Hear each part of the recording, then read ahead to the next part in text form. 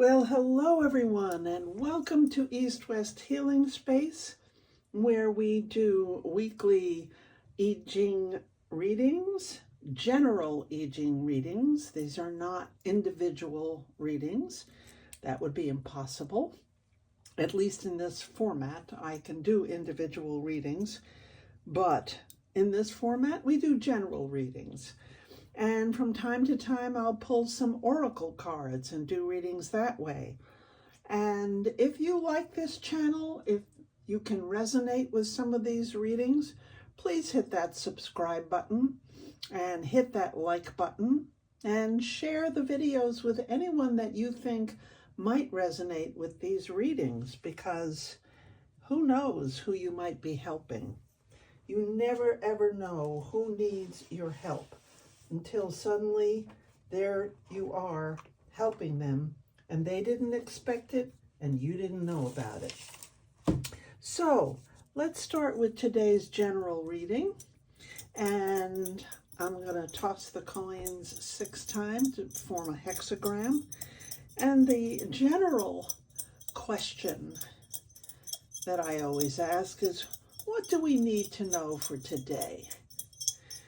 And this is a reading for Monday, April 7th.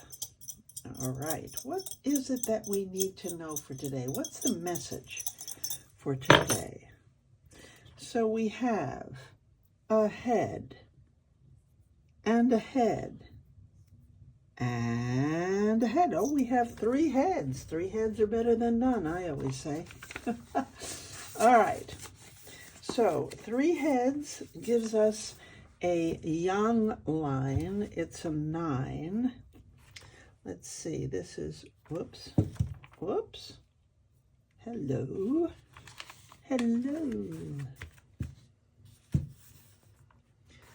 This is 4, 7.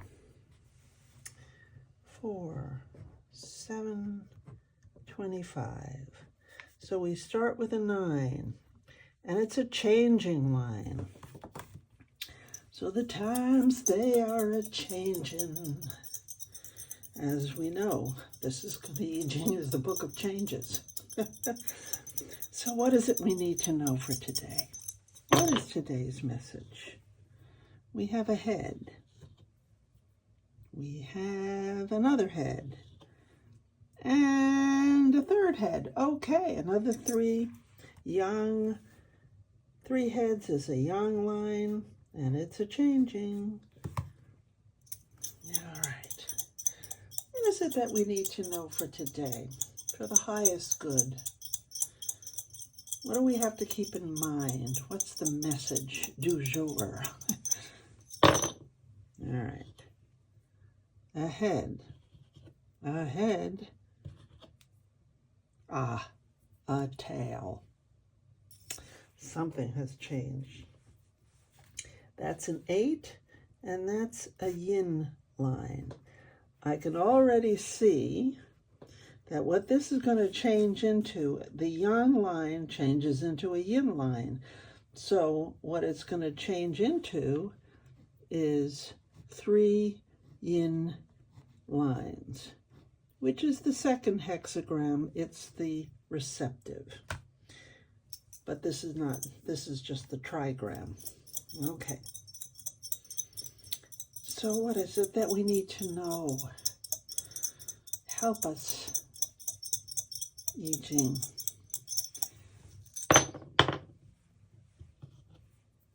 We have a tail. We have a head. We have a tail. 2 tails and a head. That's a 7. Which is a yang line, which does not change. Tell us what we need to know, I Ching, for today. What's the message for today? We have a tail, we have a head, we have a head. 2 heads and a tail is an 8. That's a yin line. And numero trace, the final one, the 6th one actually, the 3rd one on the upper trigram, we have a tail. We have a tail. And we have a head. Okay. And that's another 7. So we have a yin line sandwiched between 2 yang lines for the top. All right. Let's take a look and see what that says. So for the bottom, we have, I'll put this over here so you can see. For the bottom, we have Tui, right? This initial one. And for the top, we have, where are you, honey? Here you go, Li. So we go from Tui over to Li, and we get 38. 38. And then this top one doesn't change, so we have a yin line sandwiched between 2 yang lines, but the bottom changes into, why isn't it where I thought it would be? Kun, okay. And the top, we have a yin line between, Kun and Li. So we go from Kun to Li, and that's 35. Okie D, 35. All right. So let's take a look at this. We're going to start with 38, and then we're going to move to 35. Okay. So 38 is opposition, okay? We have the flame up above and the lake below. Basically, we're talking about fire and water. They're opposites, okay? But the whole Chinese philosophy is centered around the idea of opposites. This is where we get yin and yang, okay? Man and woman, day and night, heaven and earth. So opposition does not necessarily mean fighting or, arguing or anything like that. So it's 2 things in opposition, and it says here that these 2 movements are in direct contrast. When then they start talking about daughters and their wills, the opposition in small matters, good fortune. Okay, when there's opposition, when your essential nature and who you are might be in opposition to somebody else, it doesn't mean that you have to be in conflict. So what you do is you work on the little things around the edges, so things don't blow up into a conflict. Opposition can mean mistrust, misunderstanding, things like that. Here it says, when people live in opposition and estrangement, they cannot carry out a great undertaking in common. Their points of view diverge too widely. In such circumstances, one should, above all, not proceed brusquely, for that would only increase the existing opposition. Instead, one should limit oneself, producing gradual effects in small matters. Yes, exactly. And you can have success as long as you don't try to take on the world. So if you find yourself not necessarily in conflict with somebody, but if you can discern that this is not necessarily a conflict, but that the way you see things and the way they see things, there's an opposition here, but we don't have to fight over it.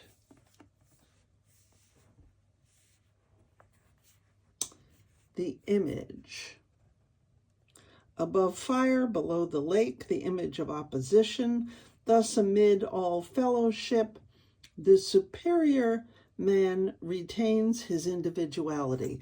In other words, the lake is going to remain the lake, and the water is going to remain the water, and You know, I practiced Chinese medicine for decades, and in Chinese medicine, we look at the body in terms, in many ways, in terms of oppositions. If you have a fever, you have too much fire. If you have chills, you have too much, you can say water or cold, okay? So you need the hot and the cold to balance each other out in order to attain the proper medium. Well, that's what this opposition is about, okay? Now,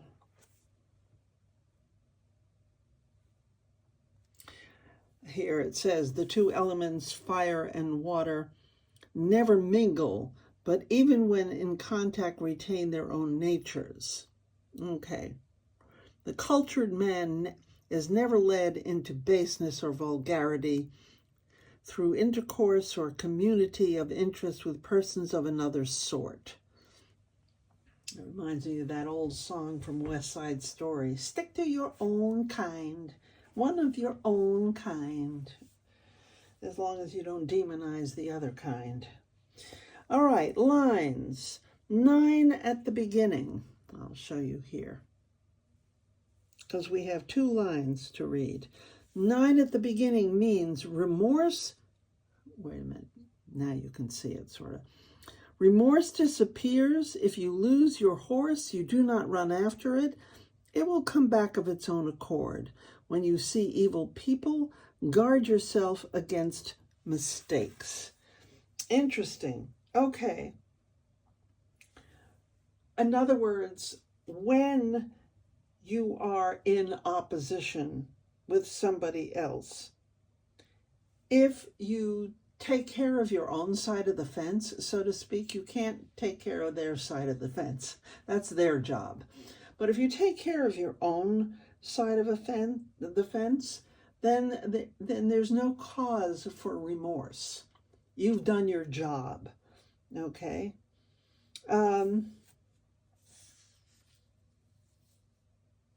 You can't get fire and water to come together in unity.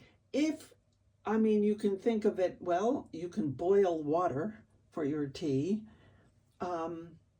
but the fire still remains the fire and the water still remains the water, okay? Or you can put out the fire with water. So too much of either side is conflict. And what this is talking about is opposition, not conflict. So it's the mutuality of each side, in a sense, needing the other to balance it out. And that's why the superior man, what does it say, retains his individuality. All right.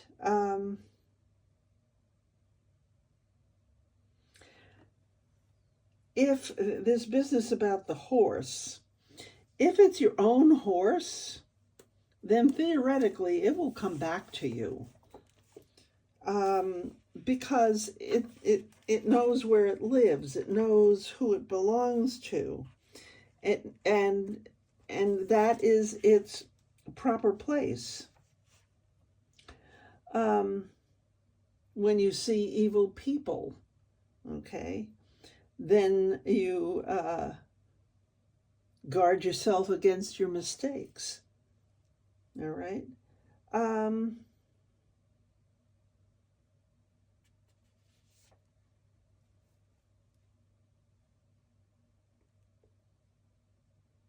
All right, what's the next one?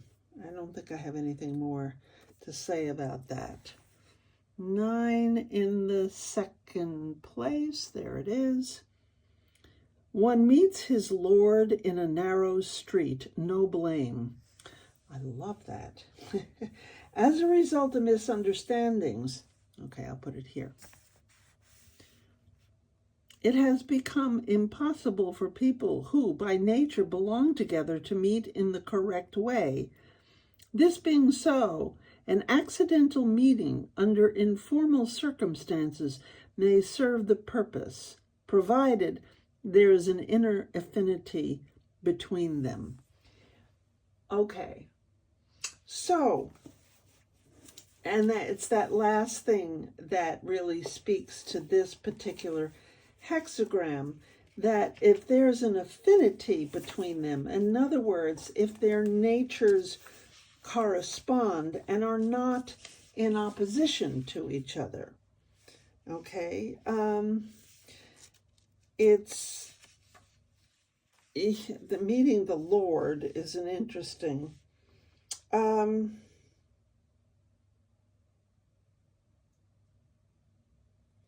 if you're meeting in a narrow street, that's an informal place. You didn't go to a temple or a church or a mosque or anything to meet this other being. You meet him in a narrow street. Okay, so that's an informal setting. So in this informal setting, you can meet somebody with whom you have an affinity. And it's accidental. You don't go down a narrow street looking for the Lord. So there's no blame. There's no blame. This is an informal thing, and there's no blame involved. So, okay, oops, that's just the first one. Now we have number 35. It turns into 35. All right, what is 35? 39, 37, 35. Love it. Progress. We have fire above and the earth below. The powerful prince is honored with horses in large numbers. In a single day, he is granted audience 3 times. Wow. Rapid and easy progress. So the fire over the earth, to me, seems like the sun coming up over the earth. Things are where they should be. And when things are where they should be, progress should be easy.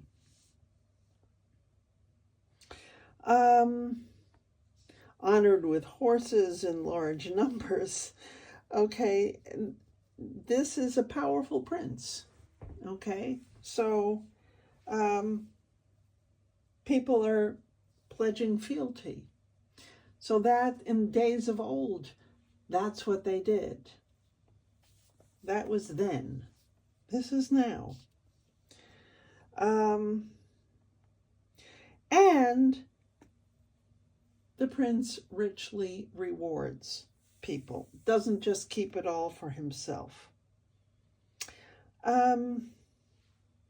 So we have progress that's coming from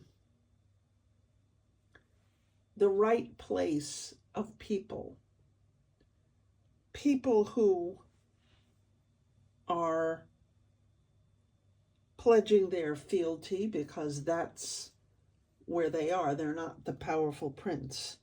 And the prince who richly rewards them.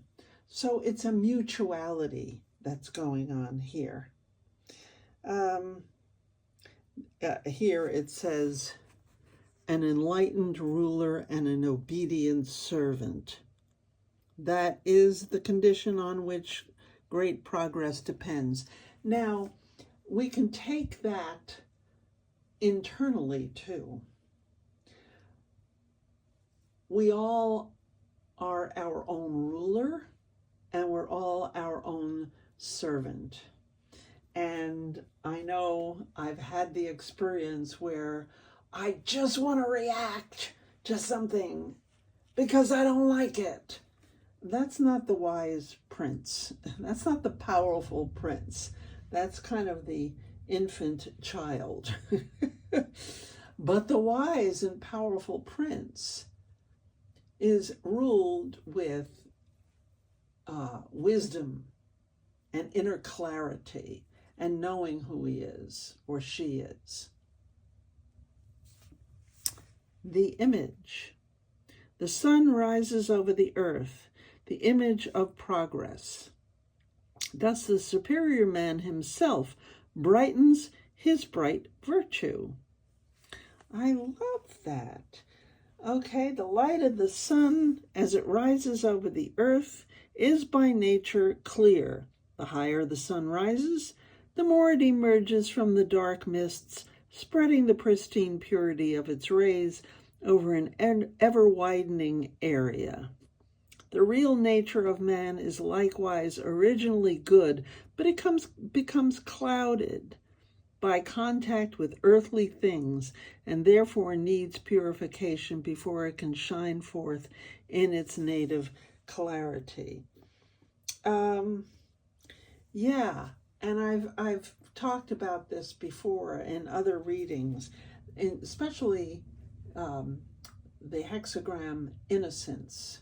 We start out innocent. Every baby is innocent, and it takes this life, in whatever form it takes for that baby, to darken, shall we say, that innocence. But children are innocent. And so when we have the sun rising over the earth, it is the idea of the light, shining the light over the darkness. Okay? That is what the sun rising over the earth says to me, that it's shining the light over the darkness. Let's see. What does it say back here? Anything different? I doubt it, but progress. I'm looking at the commentaries in the back.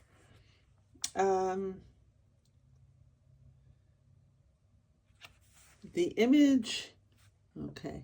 The image is directly explained through the relative positions of the two trigrams. Li, light, stands above Kun, the earth.